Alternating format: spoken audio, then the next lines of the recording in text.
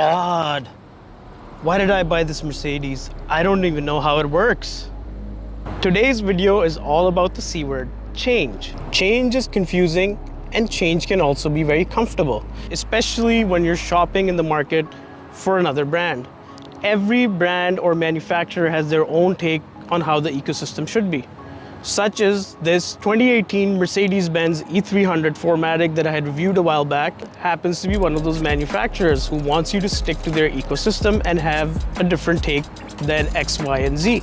Today's tutorial is all about making that change that is confusing for you into change that is comfortable. Today's tutorial is going to be from the driver's perspective, center line being the center of your steering, and I will move from left all the way to the middle controls and show you what each button and each function does. The biggest difference a lot of you will notice is that Mercedes never has seat controls on the seat. They're actually on your door panel. So the way Mercedes has these labeled is number 1 is your head restraint height. Number 2 is your seat backrest inclination. So you go forward, backwards. Number 3 is your seat height. So there you go. Number 4 is your cushion length. So that's basically moving it forward and backward. And from the same button, you can actually adjust that inclination of the seat cushion as well. And number 6 is basically using that button to move it back and forth. So they call it fore and aft adjustment. Then you have your heated seats button. Next to your heated seats button is the most important button you'll need as a driver, the R button. No, it doesn't mean racing, but what it does is it gives you control of your passenger seat, especially if you have annoying passengers who are not moving the seat. Then you have your window controls, like any car, the front, the back, and then the lock. So down here you have your mirror controls. So if you hit the left button, you have full control of your left mirror. If you hit the right button, you have full control of your mirror on the right. So that's for your foldable mirrors.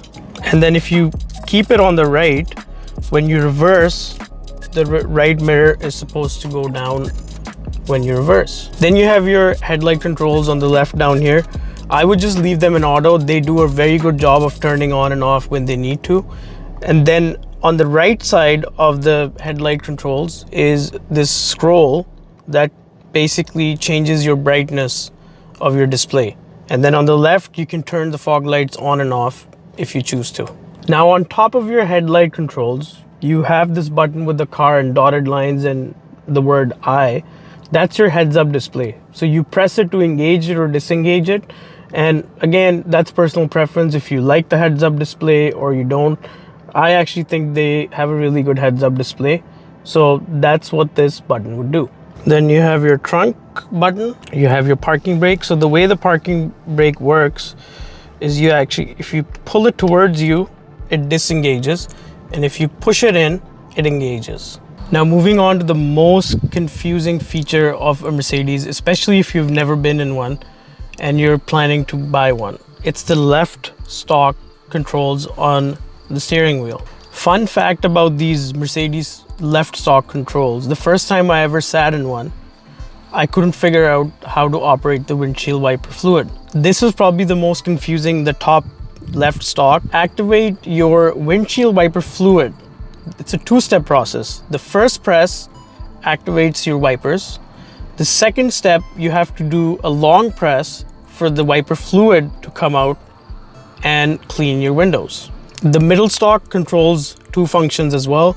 It controls your power tilt steering, so you can bring it closer to you, away from you, up or down, adjust it how you like. And then you also have the heated steering button. Well, I shouldn't say button because it's kind of a knob that you have to rotate clockwise or anti-clockwise. Now, your display won't show anything if it's turned on or off. The only way to check it is physically, and there's a red light if it's turned on. And if the red light's off, that means your heated steering is off. And obviously if it's turned on, you'll feel it. Then the last stalk is your cruise control stalk on the left. And it's pretty self-explanatory. It's to turn off, on, resume, accelerate, decelerate. That's what it does.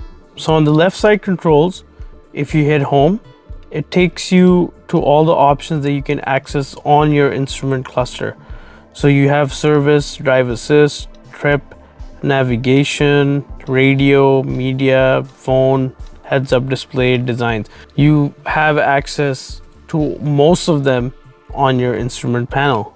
The right side of your steering controls, you have the same home and back button, you have the voice control, then you have your phone options to make a call, and then you have the same trackpad. Now, the difference is that this actually controls the bigger panel on the right side, which is your main display.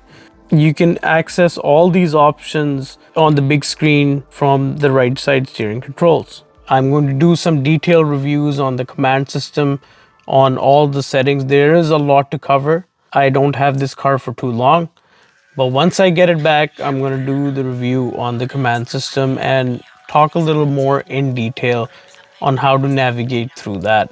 You have your dynamic switch, which controls your engine. So if I flick it, you'll see that it changes. Then you have your parking sensors. So that's just to like turn them on or off. If you look at the right of your screen, you'll have the front wide angle camera. Then you have the top view with image from the front cameras. After that, you have the side cameras, then wide angle rear view camera, and top view with image from the rear view camera is the last one. Then you have your automatic on and off. Moving on to the center, you have the trackpad. What this does is if you press home, you'll see that it takes you to the main screen. You can select what you want. So if you want navigation, you go into navigation. It is very good. It's sensitive, and you can also change the settings on it, on how you like it. If you go home again, then you go radio, media, phone, connect, vehicle, system. Then moving on to your scroll wheel, and then you have the home button and the back button again. So if you're not comfortable with the trackpad, you can use to basically head home, go to where you need to, and basically you scroll through the options, and whatever you need you just hit, and then you'll be in that selection. And then the back button does the same thing like it does on the trackpad. Like the name suggests, you scroll the volume up or down, or if you press it, it mutes your entertainment system. These center controls are really well placed, so even if you're driving, it's very easy to use these if you don't want to use the steering controls. Then you have your power button. All it does is turn the display off and on. Mercedes also gives you the option of physical buttons if you don't like all the stuff that we talked about. So you have your navigation button, then you have your radio button, media, telephone, and then your vehicle settings. So once you hit these, you have to go back to the scroll wheel and navigate through the options. If you hit this menu button, you basically go into your climate setting, and you can just use these physical buttons to change your temperature. So same thing from left to right, you have your temperature, whatever you're comfortable with. To change the direction of airflow, you just navigate through it, and then if you want the fan high or low manually, you do use this. But usually the auto works really well on these cars. These climate controls are very advanced, so just set to whatever temperature you want and then hit sync. You're good to go. Thanks so much, Hakman. I'll be subscriber for life. Not too long ago, you saw my confused and frustrated friend who wasn't part of the Hack fam. He is now a happy camper. Hakman wants you to join the Hack fam. All you have to do is hit that subscribe button, like, comment, and share my videos.